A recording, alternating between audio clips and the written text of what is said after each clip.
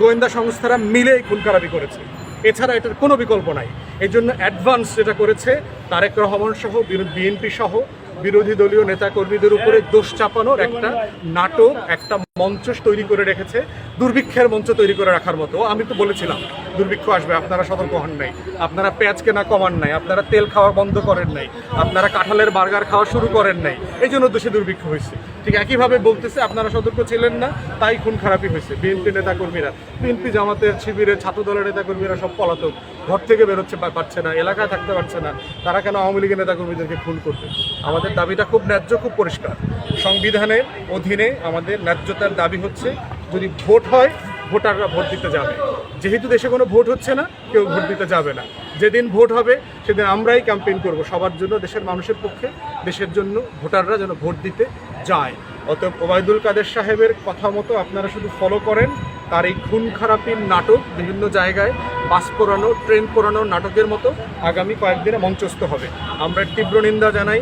সাধারণ মানুষের জীবন, মাল, সম্পত্তি, জানমালের হেফাজত না করে তারা জানমালকে অসহিষ্ণু করে তুলছে, নিরাপত্তাহীনতা তৈরি করেছে। এই পুরো দায় এই একদলীয় অনির্বাচিত আওয়ামী লীগ সরকারের। ধন্যবাদ সবাইকে। ভাই, দ্বিতীয়ত যদি কেয়ার না করে তাহলে চাপের কথা বারবার বলতে হয় কেন? খুব কমন সেন্সের ব্যাপার, তাই না?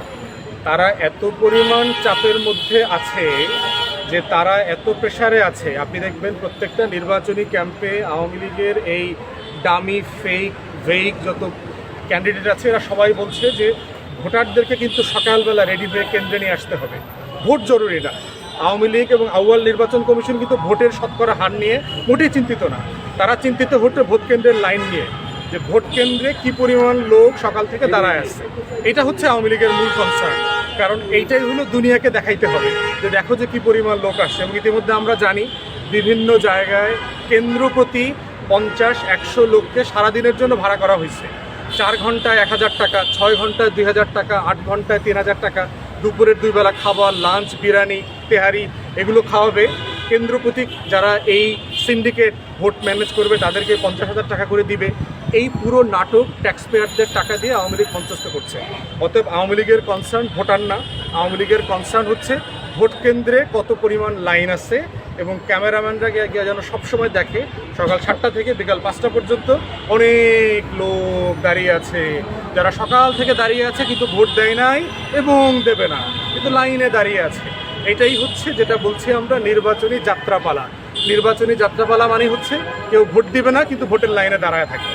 এটাই হচ্ছে ওনাদের আন্তর্জাতিক চাপের মূল বাস্তবতা। কিছুক্ষণ আগে মাননীয় প্রধান দেখেন, বাংলাদেশে আপনার ভালো লাগুক বা না লাগুক, বিএনপি তার ইতিহাসের সবচেয়ে জনপ্রিয় রাজনৈতিক দল এখন।